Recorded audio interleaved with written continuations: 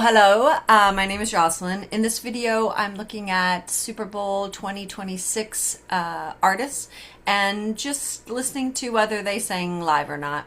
Okay, so the first one we have Lift Every Voice and Sing. Let's solo the vocal. Lift every voice and sing till earth and heaven ring with the harmonies of liberty. Let our rejoicing rise as the listening skies. Let it resound loud as a rolling sea. Okay, I would say this is a pre-record. The Every voice it's a little bit, sing till earth and heaven. you see how like this kind of thing is super smooth. This is actually pretty rare in when you're singing for it to be that smooth. You need to be a very controlled vocalist, which she is. She's a great vocalist. If this was a studio recording, it might be like, oh yeah, that would be pretty possible. In this case, even like this kind of stuff is, you see how it's like right in the center of the pitch, like just bam, it starts off a little bit low and then it comes up. These are harder to achieve. It more looks like that and more looks like that. It's not a huge difference, but it's like subtle enough that these kind of very straight lines, and this is a bit of a giveaway. This little hitch are things that probably looked more like this and then were evened out. Let me see, I can show you. It probably even looked more like that. This is pretty unnatural looking. It just doesn't happen as often in live vocals, and especially in a situation that where you're nervous. So my guess is that these were pre-recorded, fixed a little bit, and then she lip synced too. Okay. She's a great singer. This has nothing to do with how good of a singer she is. Okay, next one, Brandi Carlile. Let's solo her. Oh, beautiful for spacious skies, for amber waves of grain, for purple mountains of majesty. Okay, so I would definitely say this is live. I think it's live and not auto-tuned. A couple things give it away, or just make it. So Brandi Carlile, I think, has a fantastic voice. This is very normal. She hits the note, she goes a little bit flat. Every pitch it looks different and looks more natural. When people are nervous, and again, this is a very nerve-wracking situation, vocals tend to be a little bit more bumpy, or they're a little bit less smooth. And like this figure is kind of a nervous, this one is a nervous, this one is a nervous, because your voice is your body, and your body might be nervous. So there are little, I don't know, hitches, ticks that happen. This is vibrato. This is very natural looking vibrato. Like this kind of thing is just very natural, even for a really great singer. And when you like fix vocals or you like smooth them out, what you do is you basically like straighten them out, which is more what Coco Jones's looked like. Not everywhere, but in a lot of places. And you often straighten them out on this kind of note, where it's like you're bum, where you're hitting a note and just holding it. So you want it to be as straight tone as possible. So right here, versus, and it's just such a subtle difference too. It's like, why even do it? It's such a subtle difference. It's just like slightly bumpy, has a little bit of, I just call it turbulence in it. I also don't think she was using a live tuner. This note you can see is like a little bit sharp. This note is a little bit sharp. This note is a little bit flat. And that's all very normal. You can't even really tell. This has those little bumpy for nervousness. She's got nice vibrato. The vibrato gets inconsistent at the end, which is also very common, especially if your air is starting to go. So I'd say she sang live with autotuner. All right, Charlie Puth. Charlie Puth. He sang the national anthem. So you can tell, like, right away, he's got a really hard autotune on his vocal. Is it a live vocal or is it a pre-recorded? Let's see. Oh, say, can you see?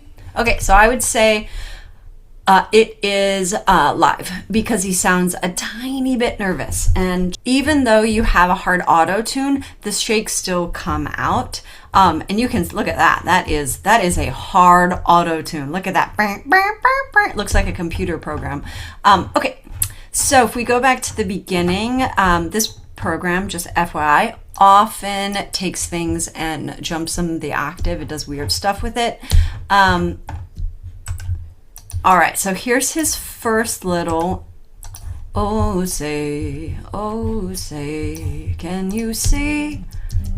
All right, here we go. Here's his first little. So even that, that little bit of shaking, that's nervousness. That's nervousness. You see that? That's nervousness. That's nervousness. So he's very, very in tune. So that's all a bit nervousness. So I would say this one's pretty straightforward. I would say it's live with very heavy auto-tune. Okay, next one. Next one is Green Day. I like Green Day. Okay, so we're just gonna listen to a little bit. This is his vocal. This is... At the sound of the falling rain, running down like an Armageddon flame. Shame the ones who died without a name. And the dogs are loud. Okay, so I would say this is definitely live, but live with a auto tune. Let's go a little bit farther in. He sang like a medley. I walk a lonely road, the only one that I have ever known. Don't know it. Okay, so that's interesting. So you probably know this song. It's a great song. It is very, look at that. That's not quite as straight as Charlie Puth's, but it's like very, it's very, very tuned. He's got he's less, he has a little bit more, I would say, turbulence in his voice, so that the auto tune can really cut that off, because these are all little pitch variations. When you have a really hard auto tune, it will smooth them out, although they'll still be jagged, like in Charlie's, but it's an auto tune, but not such a hard auto tune. Interestingly, so the melody, bum bum bum bum bum ba-dum bum bum ba-dum bum bum bum bum. So this note, don't, isn't actually the melody note. The melody note is bum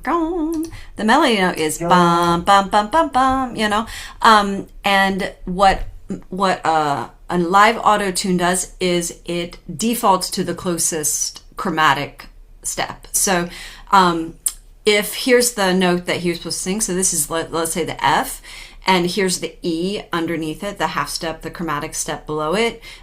If he sang just over halfway to the next chromatic step, it would default to the E like it did. So, don't know where it goes instead of don't know where it goes. So that's pretty common, and you have to be, when you're doing a live or like an in-time auto tune, those are things sometimes you can set, like you can set a key. And so if you sing a note that's not in the key, like this is in F minor, and E natural isn't naturally in F minor. So it could have defaulted, if it was set to the key and not to the chromatic, it might have defaulted to E flat or probably back up to F. So anyways, so I would say just because of these few things that he had an auto-tune. It was a strong auto-tune, but not as strong as Charlie Puth's. Okay, next one. The next one is Bad Bunny. Hey, mucha novia. Hey, mucha novia. Tengo una, mañana otra. Pero no hay boda. Titi me pregunto si tengo mucha novia. Hey. So I think he's pretty much live. I didn't check his whole performance, but I think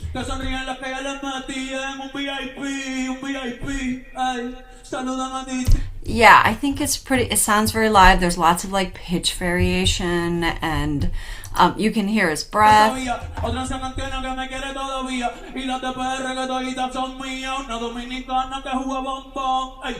And the other thing is that, yeah, I would say that's all live.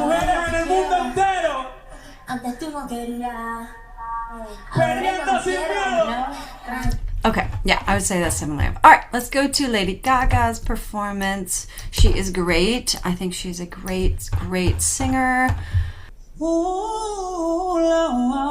Okay, that already sounds very auto-tuned to me just because it's so pitch precise. If you remember Brandi Carlile's, hers wasn't as precise. It's like robotically sort of switching to notes instead of naturally switching to notes. Often when you go to a note, there's like a split second where you tune to it, even really great singers. And auto-tune, depending on how fast the auto-tune snaps, it will go to the pitch very, very quickly. So it has that sort of unnatural flow to it. So let's see if she's singing live. I don't even want to do this anymore. So when I first watched it, I was like, she's definitely lip syncing. I don't know, there's just something about the performance that doesn't ring. She's using a directional mic, whereas some of the other singers are wearing like a head mic, so their mic stays consistently in front of their face. If you watch her performance, I don't even want to do this anymore,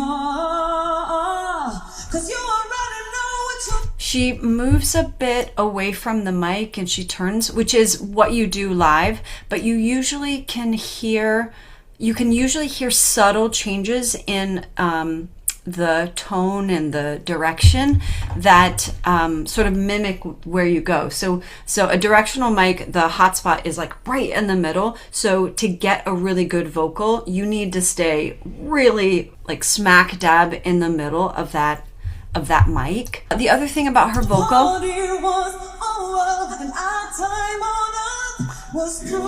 so the only tricky thing about that is you can hear her breath be a little bit labored. Absolutely makes sense because she's dancing. If the party was over and our time on earth was through. Yeah, so one thing you also know that at least something was pre-recorded is because there are background vocals and you're like this dude sort of sang for a second, but he's not 8 people in the background, so you know that it had some pre-records. So I would say if the party was over and our time on earth was through. Yeah, I would say that this was pre-recorded, but if she was really smart, what she did was she danced while she was doing the pre-record, so it mimicked her sort of labored breath, and you can hear it's pretty accurate. Was over and our time on earth was through. The other thing that could happen is she could sing it live and then have it fixed afterwards for this this YouTube video. That's fairly common, and it's a way that if you don't think you did a great job, you can isolate the vocal. Like I could take her vocal if I wanted to and clean it up even more. It's very easy to split out vocals these days. So you can split out the vocal and then put everything back. Pretty easy to do. If I can do it, anybody, any audio engineer can do it. Was over and our time on earth. The other thing, like Lady Gaga has a great voice, but her voice when you hear other live performances is not near this perfect in terms of how controlled it is and when she transitions to notes. She's a great singer, but you can hear tiny little imperfections. But in this recording, she's dancing, she's singing in front of a lot of people, which she is used to doing, but there are zero imperfections, there's zero out of tune notes, and that's pretty uncommon, even if you're an amazing singer. Okay, next one. I love Ricky Martin. I just think I don't know him personally, but I think he is just great. Okay, so let's go to Ricky Martin. Here's his little video.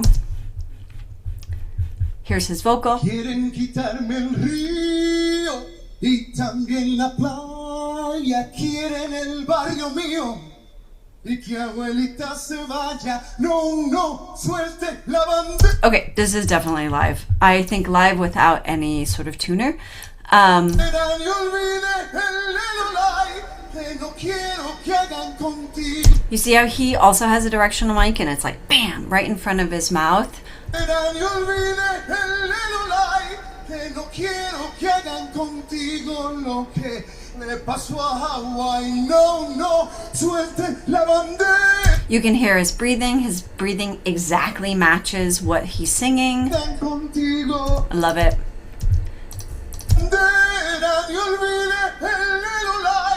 I love his voice.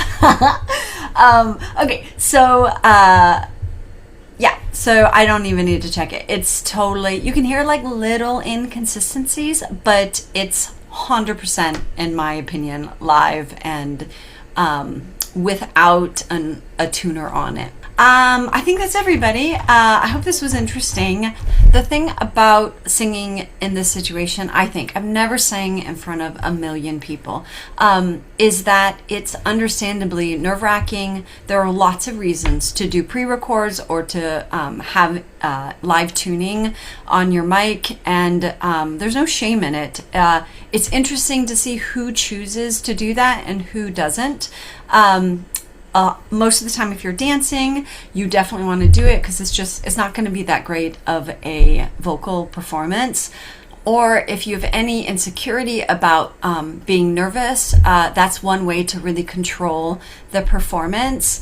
But I will say props to people like Brandi Carlile and Ricky Martin that are just like, hey, this is me, this is who I am. Here's without a tuner, here's without pre-records. We're not counting the instrumentals, we're just counting the vocals. But yeah, props to you. It takes a ton of courage and confidence to sing it without those two crutches. Pre-records, which is like the biggest crutch because you're like, you just gotta match the breaths and the words. And most people don't even match the breaths. With an auto-tune on your mic, it will smooth out your voice and it will just perfect your tuning pretty much. Except you saw in the Green Day one where it picked the wrong note. Okay, I hope this was helpful, interesting.